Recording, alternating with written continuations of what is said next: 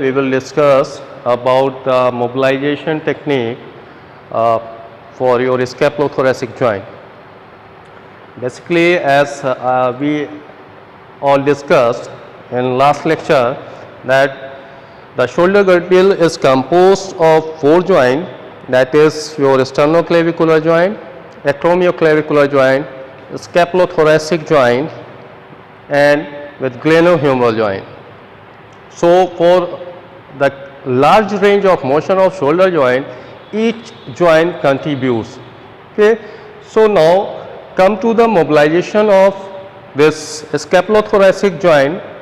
As we all know that this is not a true anatomical joint, it is a functional joint, because the articulating surfaces are not there, but it's work like a joint for producing a large range of shoulder motion.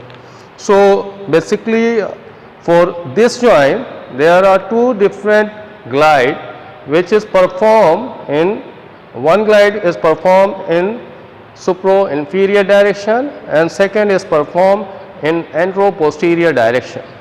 Okay. So, let us start with inferior and superior glide. Supro-inferior glide, first of all, the position of the patient should be in side line. Okay. And now the one hand, this is the both hand acts like the motive and supportive. Okay. So, first of all, you have to grip the inferior angle of scapula, as I can palpate the inferior angle over here. So, I can, first of all, I just making my grip around the inferior angle of scapula. I just pass my hand under the arm. Why? Because we have to ask the patient to keep his limb relaxed. If the patient is not relaxed and if there is any kind of tension in the girdle muscle, so it will lead to the interference with your mobilization technique. So, make sure that limb should be rest over your hand. Next grip, that will be made over the spine of scapula.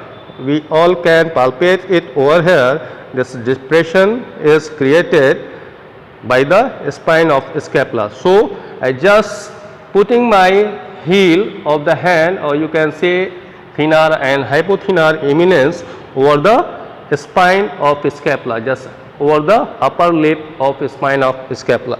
So, this will be the glide, this will be the grip. Now, you see, this is the supro-inferior glide which is performed by making this grip. Okay.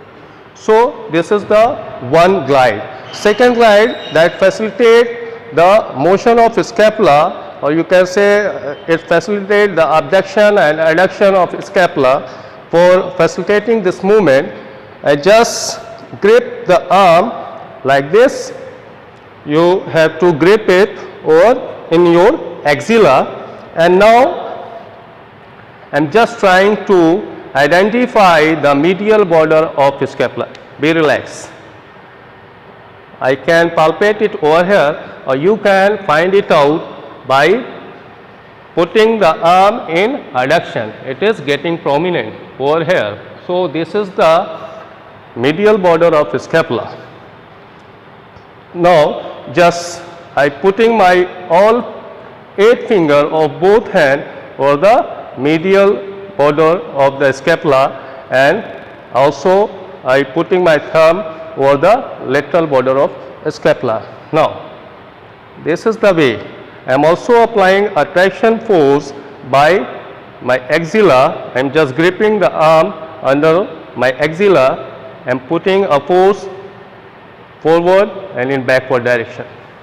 So, this is the glide, or we can also perform this the same way. This is an alternative method. Here I am just placing my all 8 finger at the medial border of the scapula and my heel of the hand, right hand, over the lateral border of the scapula. So, this was all about the mobilization glide of scapulothoracic joint.